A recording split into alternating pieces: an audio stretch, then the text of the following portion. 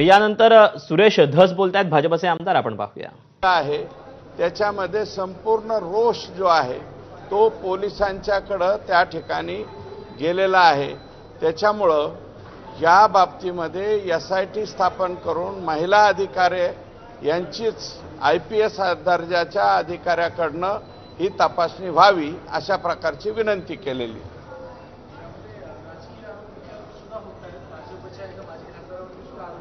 हे बघा, ते राजकीय आरोपाच्या संदर्भात मी अधिकचं काही बोलणार नाही, परंतु जे चौकशी समितीच्या समोर स्टेटमेंट केलेलं आहे त्या स्टेटमेंटमध्ये डॉक्टरांनी, त्या लेकरांनी जे सर्व रोष जो आहे तो स्थानिक म्हणजे बदने याच्यावरती जास्तीचा व्यक्त केलेला आहे, स्थानिक पोलिसांच्या वरती केलेला आहे.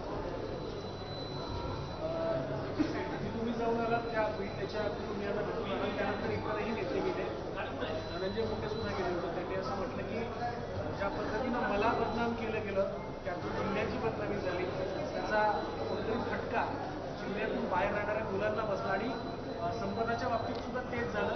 थोडक्यात माझी बदनामी झाली म्हणून या प्रकारच्या घटना घडल्या. हे पहा, तुमची बदनामी का झालेली आहे, तुमची बदनामी आणि संपदाचं प्रकरण हे कृपया एकत्र करू नका.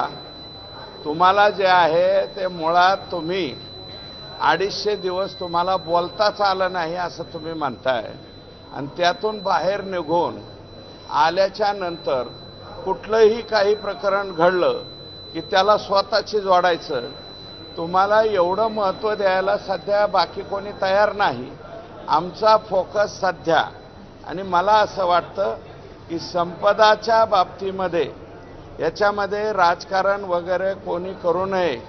आमची एक डॉक्टर मुलगी आणि ते जे कुटुंब आहे मुंडे कुटुंब, एकाच घरामध्ये 5 ते 6 डॉक्टर त्या ठिकाणी झालेले आहे.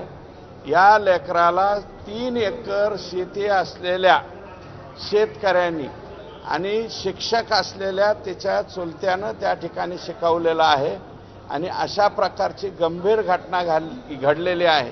मला वाटतं याच्यामध्ये राजकारणाचे जे काही तुमचे जोडे आहेत ते घुसडून घेऊन आणि आपलं काहीतरी प्रतिमा उजळवून घेण्याचा वगैरे कोणी प्रयत्न करू नये असं माझं मत आहे.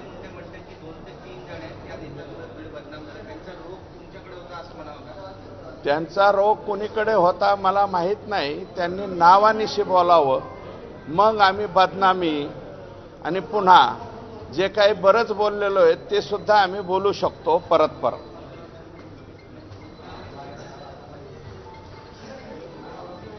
आत्महत्या प्रकरणाची सखोल चौकशी करा अशी मागणी सुरेश धस यांनी केलेली आहे.